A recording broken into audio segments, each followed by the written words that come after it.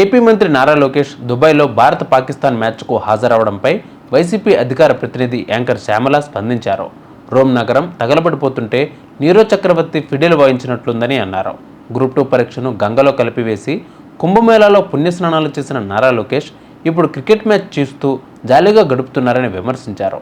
చంద్రబాబు పుత్రరత్నం విద్యాశాఖ మంత్రి నవ్విపోదురు కాక నాకేంటి సిగ్గు అన్నట్లు, నిరుద్యోగులు ఏమైతే నాకేంటి అన్నట్టు ఆటవిడుపులో ఉన్నారని శ్యామల వ్యాఖ్యానించారు.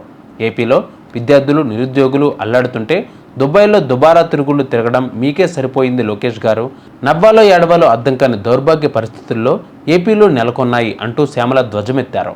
రోమ్ నగరం తగలడుతుంటే నీరో చక్రవర్తి ఫిడేల్ వాయించినట్టు మొన్న కుంభమేళాలో పుణ్యస్నానాన్ని ఆచరించిన నారా లోకేష్ గారు గ్రూప్ 2 పరీక్షను కూడా ఆ గంగలో కలిపేసినట్టున్నారు. నిరుద్యోగులు ఏమైపోతే నాకేంటి, విద్యార్థులు ఏమైపోతే నాకేంటి అనుకున్నారో ఏమో. బాబుగారి పుత్రరత్నం ఆట విడుపులో ఉన్నారు.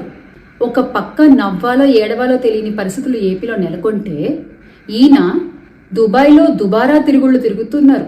మన రెడ్ బుక్ గారు, గౌరవ విద్యాశాఖ మంత్రి నారా లోకేష్ గారు ఒక గౌరవనీయమైన పదవిలో ఉండి, ఒక విద్యాశాఖ మంత్రిగా ఉండి, మీ శాఖలో ఇంత సమస్య ఉంటుంటే రోడ్ల మీదకి వచ్చి ధర్నాలు చేస్తుంటే దాన్ని చక్కదిద్దాల్సింది పోయి మీ వైఖరి ఎలా ఉందంటే అంగట్లో అమ్మ అంటే ఎవరికి పుట్టేవో బిడ్డ అన్నట్టుంది.